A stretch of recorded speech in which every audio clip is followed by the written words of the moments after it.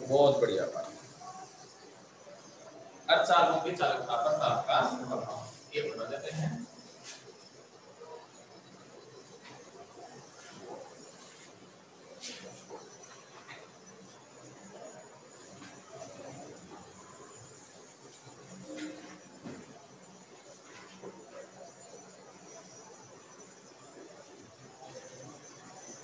देखो भाई, सबसे पहले तो अपन चलते हैं, आप लोग पढ़ भी चुके हो और मैं बता भी चुका हूँ, 0 केल्विन ताप पर नेज अर्धचालक कैसे व्यवहार करते हैं, कुचालकों की भांति व्यवहार करते हैं। नेज अर्धचालक की पढ़ रहे हैं मालूम, तो कुचालकों की भांति व्यवहार करते हैं क्योंकि उस ताप पर कोई भी मुक्त इलेक्ट्रॉन या होल उपलब्ध नहीं होता है। पढ़ा दिया था इसको। अब अपने पास क्या होता है कि जैसे जैसे तापमान बढ़ाया जाता है, तापमान बढ़ाए जाने के कारण इलेक्ट्रॉनों को ऊर्जा मिलती है, सहसंयोजक बंध टूटते हैं और सहसंयोजक बंध टूटने के कारण इलेक्ट्रॉन संयोजी बैंड से किसमें चले जाते हैं, चालक बैंड में चले जाते हैं। अतः तापमान में वृद्धि करने के कारण इलेक्ट्रॉन होल दोनों ही उपलब्ध होते हैं, जिसके कारण आवेश संख्या घनत्व के मान में वृद्धि होती है। और आप कल पढ़ चुके हैं कि सिग्मा समानुपाती है। आवेश संख्या घनत्व के मान में वृद्धि होगी तो चालकता के मान में भी क्या हो जाएगी, वृद्धि। चालकता के मान में तो वृद्धि होती है, परंतु प्रतिरोधकता के मान में क्या आएगी, कमी आने लगती है। अतः तापमान में वृद्धि के साथ नेज अर्धचालकों की चालकता का मान तो बढ़ेगा और विशिष्ट प्रतिरोध में क्या आ जाएगी, कमी आ जाती है। क्लियर है मामला। अब जो नेज अर्धचालकों में आवेश संख्या घनत्व है, इसका मान लगभग ये दिया जाता है 8 की पावर 3/2 e की पावर -3/2 के। यहाँ पर v विभव है, के जो है वोल्टेज मान का नियतांक है और के का मान होता है 1.38 10⁻23 जूल प्रति केल्विन। एक कोई नियतांक है कि तापमान हो गया अपने पास, T का मान बढ़ेगा, Ni का मान भी क्या होगा, बढ़ेगा। तो जैसे जैसे तापमान बढ़ता है चालकता भी बढ़ती चली जाती है। पर अब ऐसा नहीं है भाई आप लोग तापमान बढ़ाते ही चले गए और बंद टूटते ही चले गए। अगर सारे बंद टूट जाएंगे तो फिर तो परमाणु परमाणु अलग अलग हो जाएंगे अपने पास। तो इसका मतलब क्या होगा कि एक लिमिट तक ही बंधों का टूटना हो सकता है। मतलब ये कह सकते हैं कि तापमान में वृद्धि के साथ शुरू में तो नेज अर्धचालकों की चालकता में निरंतर वृद्धि होती है, परंतु एक निश्चित तापमान के पश्चात फिर वृद्धि होना बंद हो जाती है। तो अपन ये कह सकते हैं कि तापमान में वृद्धि के साथ नेज अर्धचालकों की चालकता एक सीमा तक ही बढ़ाई जा सकती है, उसके बाद में उसके मान में वृद्धि करना संभव नहीं है। इसीलिए नेज अर्धचालकों का ज्यादा उपयोग नहीं हो सकता क्योंकि इनकी चालकता बहुत ज्यादा प्राप्त करना संभव नहीं है। केवल नेज अर्धचालकों का उपयोग जो होता है वो विकिरण सुग्राही प्रतिरोध बनाने में हो सकता है। विकिरण सुग्राही प्रतिरोध बनाने में ही किया जा सकता है। विकिरण सुग्राही प्रतिरोध क्या होगा, ऐसे प्रतिरोध जो तापमान के अनुसार चलेंगे या ऊर्जा के अनुसार सुग्राही होंगे, इन पर ऊर्जा आपतित होगी, प्रतिरोध में क्या है, कमी। क्योंकि जैसे ऊर्जा मिलेगी इलेक्ट्रॉन संयोजी बैंड से किसमें चला जाएगा, चालक बैंड में। तो विकिरण सुग्राही प्रतिरोधों में ऊर्जा का मान में वृद्धि करने पर उनके प्रतिरोध में क्या आने लगती है, कमी आने लगती है। एक बार स्क्रीनशॉट लो रे ऑनलाइन वाले बच्चों, आगे बढ़ेंगे।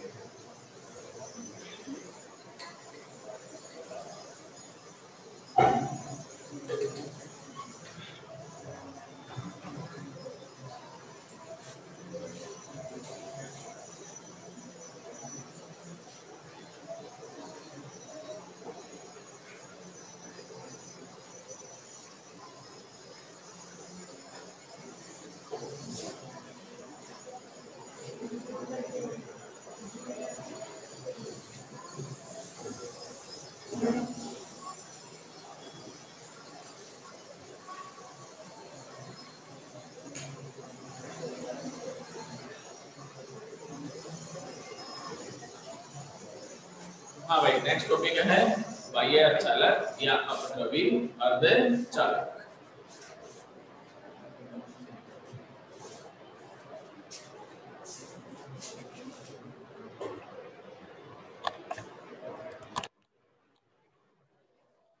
देखो सबसे पहले तो अपन चलते हैं बाह्य चालकों की जरूरत क्यों पड़ी, क्योंकि नेज चालकों की चालकता का मान ज्यादा प्राप्त नहीं होता है। इस कमी को दूर करने के लिए किसका उपयोग किया जाता है, बाह्य चालक या अद्रव्य चालकों का उपयोग किया जाता है।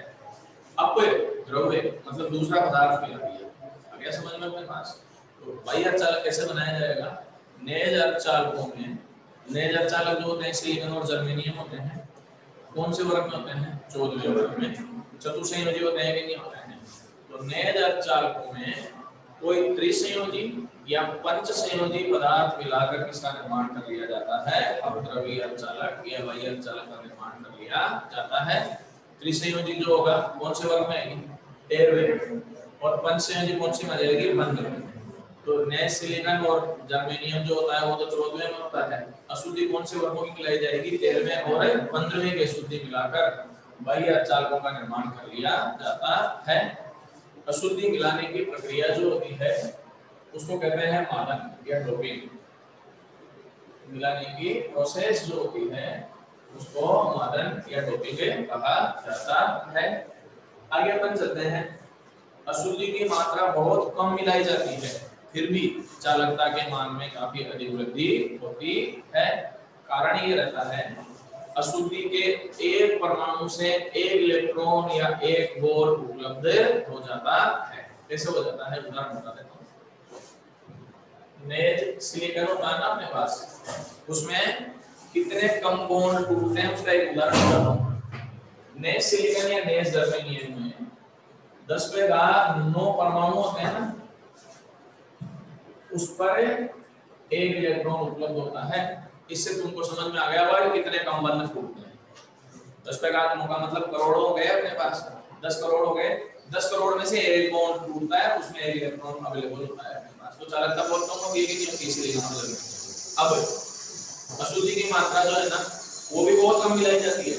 कितनी मिलाई जाती है, जैसे 13वें वर्ग में मान लो कि अपने को एल्यूमिनियम मिला है, एल्यूमिनियम 13वें में आता है, ये कितनी कम मिलाते हैं, 10⁻6 सिलिकॉन पर केवल एक एल्यूमिनियम मिलाते हैं। तो अशुद्धि की मात्रा भी बहुत कम मिलाएगी, नहीं मिलेगी। 10⁻6 का मतलब 10 लाख हो गए, 10 लाख में केवल कितने अशुद्धि मिलाई, एक। लेकिन चालकता के मान में जो है ना 1000 गुनी वृद्धि हो जाएगी, इतना सा मिलाते हैं। कारण बताता हूँ, 10⁻6 सिलिकॉन पे एक एल्यूमिनियम मिला है, एक एल्यूमिनियम का परमाणु जो है ना एक होल दे देता है, एक के साथ एक मिलता है। 10⁻6 पर एक मिलाया तो 10⁻9 पर कितना मिलाओगे, अभी ये बताओ।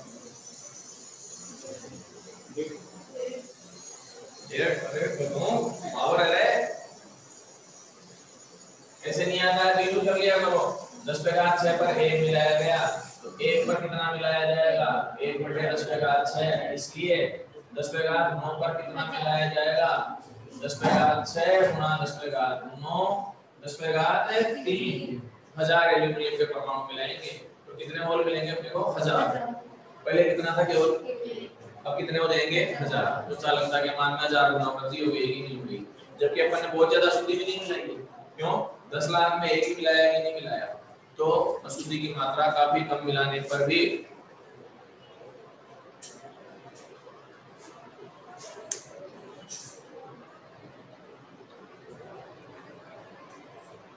अरे राजीव क्या क्या लिख रहा है, क्या हो गया,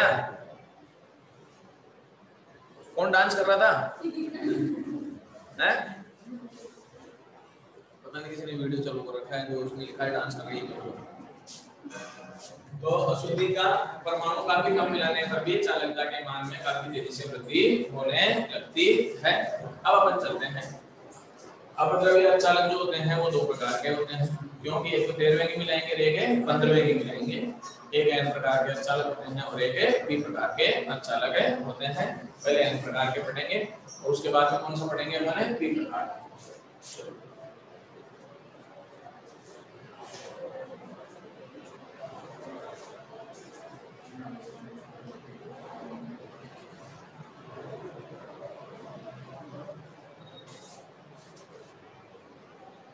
n प्रकार के अर्धचालक,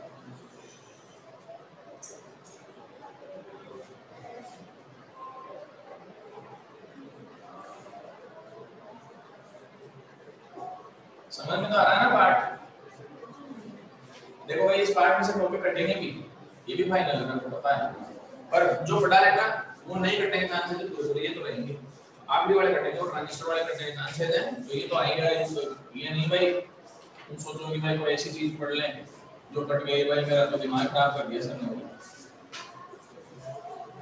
और वैसे तो तुम लोग क्या है कि तुम्हारे पास एक सुविधा है, याद करने में तो तुम्हें 10 साल लग सकते हैं, भूलने में माइक्रोसेकंड लगते हैं। तुम्हारी खोपड़ी में जो है ना डिलीट का बटन सबसे बड़ा है, ये मान लो।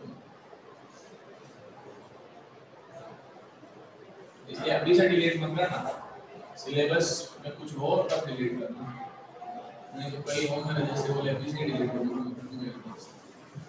वो काम आसान है ना। ये लो जी भाई जो सर आ रहा है बना दिया राउंड।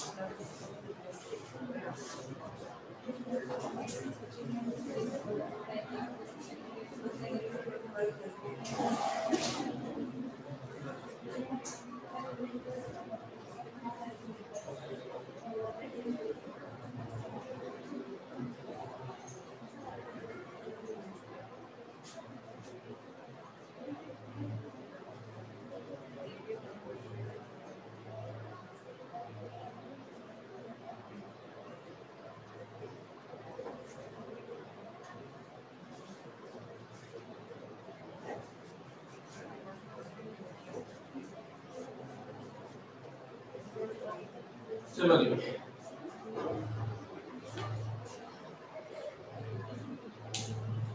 आप पीडीएफ सेंड की थी वो क्लियर नहीं है, आज दूसरी भेज देंगे है ना, आज वो दूसरी बनवा ली है तो दूसरी भेज देंगे। सबसे पहले तो अपन चलते हैं, देखो n प्रकार के अर्धचालक। n जो है ना, n for negative, n for है, तो मैं आगे बता दूंगा। नाम जो है n प्रकार के अर्धचालक हैं, परिणामित नहीं होते हैं, उदासीन होते हैं। ऐसे ही p प्रकार के अर्धचालक हैं, अपने को लगता ऐसा रहा है कि वो पॉजिटिव होंगे, वो भी पॉजिटिव नहीं होते हैं, क्या होते हैं, उदासीन होते हैं। फिर इनको n प्रकार का p प्रकार के क्यों कहते हैं, कारण बता देता हूँ।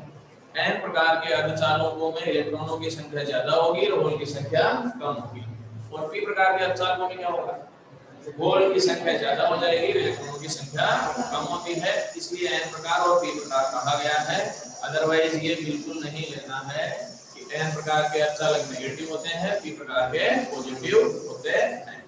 दोनों ही प्रकार के अर्धचालक उदासीन होते हैं, चाहे कोई सा ही हो। क्यों होते हैं मैं समझा दूं। सबसे पहले अपन चलते हैं, ये अर्धचालक बनाने के लिए सिलिकॉन या जर्मेनियम जब संयोजी होता है, तो ये अर्धचालक बनाने के लिए नए सिलिकॉन या नए जर्मेनियम में कोई पंच संयोजी अशुद्धि का मिश्रण कर दिया जाता है। पंच संयोजी अशुद्धि कौन कौन सी जाएगी 15 व्यवहार में? नाइट्रोजन तो गैस है, तो वो तो प्रोटोस को, क्योंकि गैस को ठोस में मिला नहीं सकते हैं। तो एक तो फास्फोरस हो गया, आर्सेनिक हो गया, एंटीमनी हो गया। आगे कुछ सल्फेट में ये कुछ आते हैं भाई, तो पहले तीन ही बहुत याद रखना, ठीक है ना। तो 15वें वर्ग की वही पंच संयोजी अशुद्धि जैसे फास्फोरस, आर्सेनिक या एंटीमनी मिला दी जाती है, ठीक है। अब अपन चलते हैं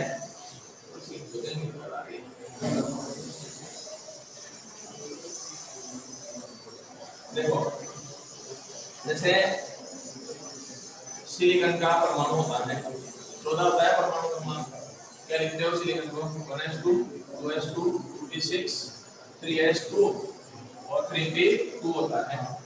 फास्फोरस मिलाया तो फास्फोरस का 15 होता है, बाकी सब तो सेम रहेगा, 3p3 हो जाएगा। बस इतना सा याद रख लो। सिलिकॉन में तो 3p2 रहता है, फास्फोरस में क्या रहता है, इतना सा भी याद रख लो, इतना तो समझ में आ जाएगा। इसको समझाएंगे अपन सारा का सारा भाई। 14 और 15 परमाणु क्रमांक के तो एक ही अंतर आएगा, बाकी तो अंतर आएगा नहीं। इसी से मैं क्लियर करा दूंगा सारा सारा। सबसे पहले तो अपन चलते हैं कि जब अशुद्धि मिलाई जाती है, अशुद्धि का परमाणु किसी सिलिकॉन परमाणु को भगा देता है, उसकी जगह ग्रहण कर लेता है। तो कोई अशुद्धि का परमाणु जब मिलाया जाता है, तो अशुद्धि का परमाणु सिलिकॉन या जर्मेनियम के परमाणु को प्रतिस्थापित करके उसका स्थान ग्रहण कर लेता है। ये चित्र पहले पढ़ चुके हो, ये लिखे हुए भूल जाओ। यहाँ पर कौन सा पहले सिलिकॉन, सिलिकॉन को भगा दिया, कौन आ गया? फास्फोरस आ गया। अब एक बार देखो, सिलिकॉन की जगह फास्फोरस आया, एक इलेक्ट्रॉन फालतू है कि नहीं इसके पास? यूं फालतू नहीं है, पर अगर सिलिकॉन के बॉन्ड में आओगे उसके पास एक इलेक्ट्रॉन एक्स्ट्रा है कि नहीं है? कैसे? उसके पास वहां पर कितने हैं? 3p2 है, यहाँ पर कितना है? तो फास्फोरस परमाणु के पास एक इलेक्ट्रॉन अतिरिक्त होता है, क्योंकि ये बॉन्ड बना लेगा, तो फिर एक इलेक्ट्रॉन बचेगा कि नहीं बचेगा? तो फास्फोरस अशुद्धि के पास एक इलेक्ट्रॉन अतिरिक्त होता है। यह इलेक्ट्रॉन संयोजी बैंड से किसमें चला जाता है? चालक बैंड में संक्रमण कर जाता है। तो अपन ये कह सकते हैं कि फास्फोरस के एक परमाणु में एक इलेक्ट्रॉन का दान कर दिया है कि नहीं कर दिया? देने वाला क्या कहलाता है? दाता। तो फास्फोरस या 15वें वर्ग में जो अशुद्धि होती है उसको दाता अशुद्धि कहा जाता है। दूसरा, जैसे इलेक्ट्रॉन त्याग दिया, दान कर दिया, तो वो परमाणु धनावेशित होगा कि ऋणावेशित होगा? इलेक्ट्रॉन का त्याग करने वाला धनावेशित हो जाएगा। इसीलिए मैंने जो है ना एक बार देखो क्या लिखा है, दाता अशुद्धि धनायन। आगे समझ में, फास्फोरस के परमाणु ने इलेक्ट्रॉन का त्याग कर दिया, तो इसीलिए इसको दाता अशुद्धि धनायन कहा जाता है। एक फास्फोरस के परमाणु ने एक इलेक्ट्रॉन का दान कर दिया। मान लो कि अपन ने 1000 फास्फोरस के परमाणु मिलाए, तो कितने इलेक्ट्रॉन मिलेंगे अपने को? 1000 इलेक्ट्रॉन। ये तो क्लियर हो गया आपके पास। अब ये तो बात हो गई फास्फोरस के कारण जो मिला। मान लो कि एक बंध टूट गया, एक बॉन्ड टूट गया, ये यहाँ से बंध टूट गया, यहाँ से बंध टूटा तो इलेक्ट्रॉन संयोजी बैंड से किसमें चला जाएगा? तो यहाँ से इलेक्ट्रॉन ये चालक बैंड में चला गया।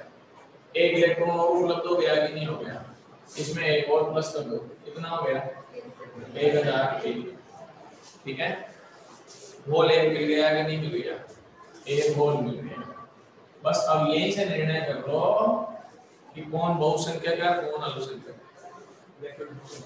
इलेक्ट्रॉन बहुसंख्यक हो गए, होल क्या हो गए? अल्पसंख्यक हो गए। आपके पास इलेक्ट्रॉनों की संख्या 1001 हो गई, होल की संख्या कितनी रह गई? 1 रह गई। अतः है जो n प्रकार के अर्धचालक होते हैं उनमें इलेक्ट्रॉन बहुसंख्यक होते हैं और होल क्या होते हैं? अल्पसंख्यक रहते हैं। क्लियर है मामला अपने पास? ठीक है। तो नेगेटिव चार्ज ज्यादा हो गया, पॉजिटिव चार्ज क्या हो गया? कम हो गया। ये तो बात हो गई इस डायग्राम की। ये डायग्राम समझ में आ गया सारा का सारा? आगे अपन चलते हैं, वो डब्बे वाला डायग्राम है वो बता देता हूं मैं।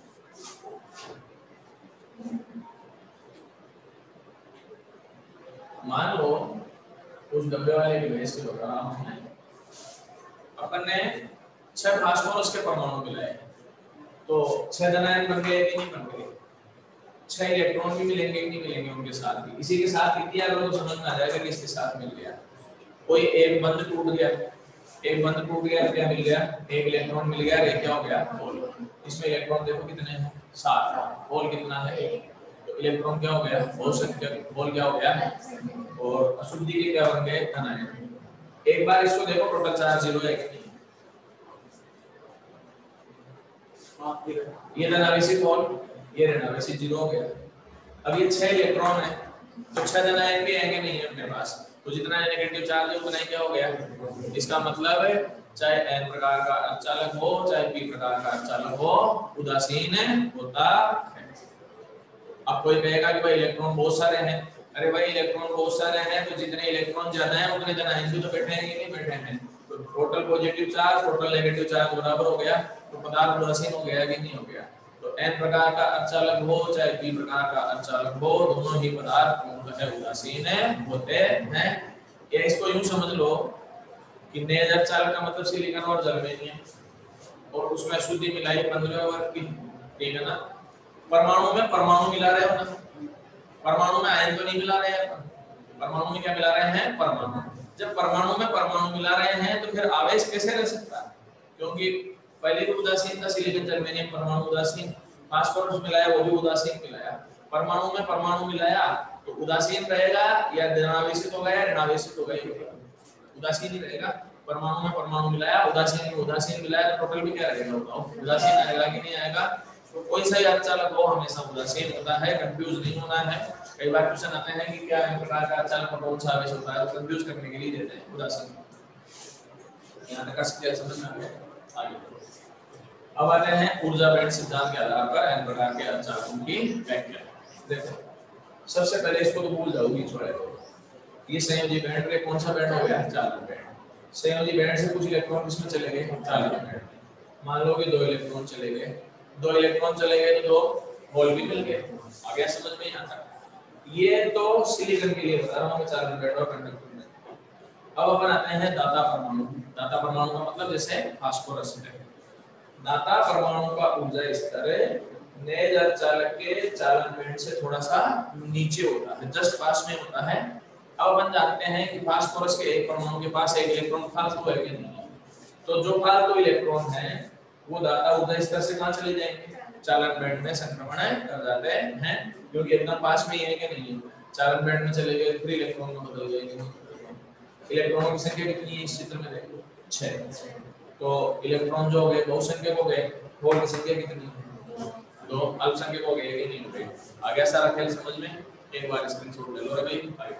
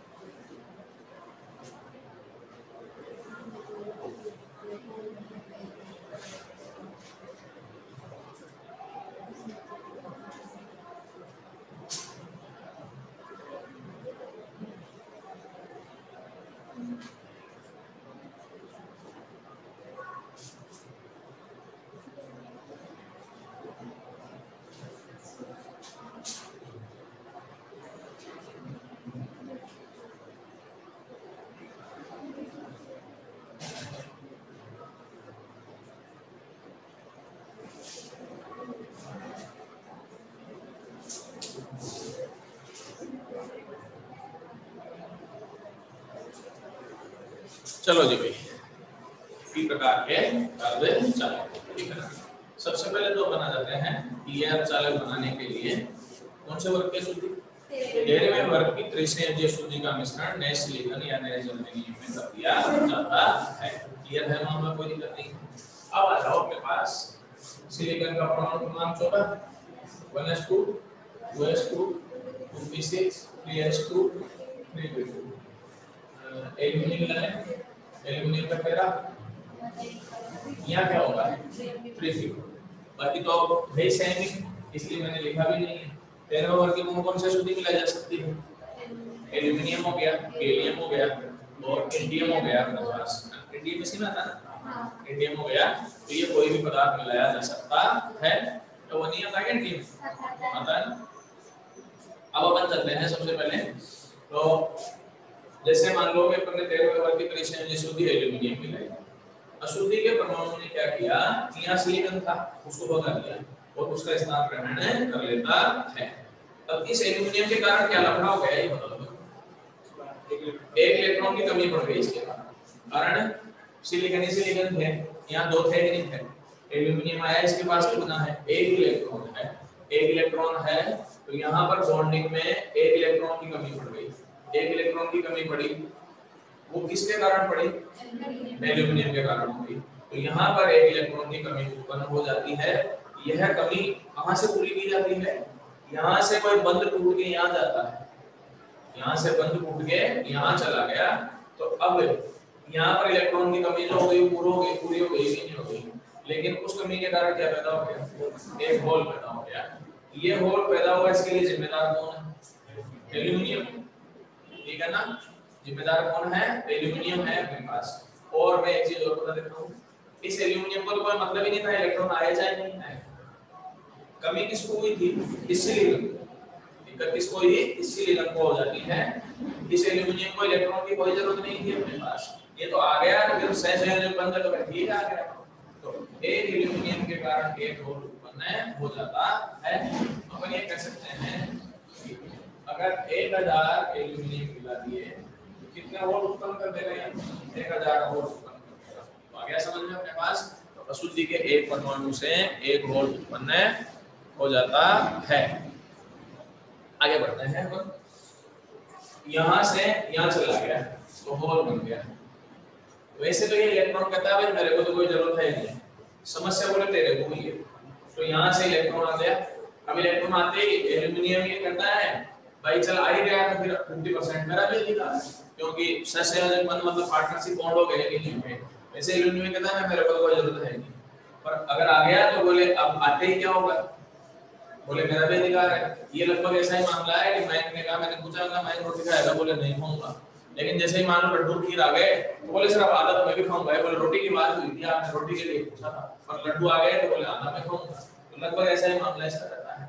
जैसे इलेक्ट्रॉन यहाँ आया, एल्यूमिनियम पर भी अधिकार हो गया कि नहीं हो गया? एल्यूमिनियम ऋणावेशित हुआ कि धनावेशित? ऋणावेशित। क्यों?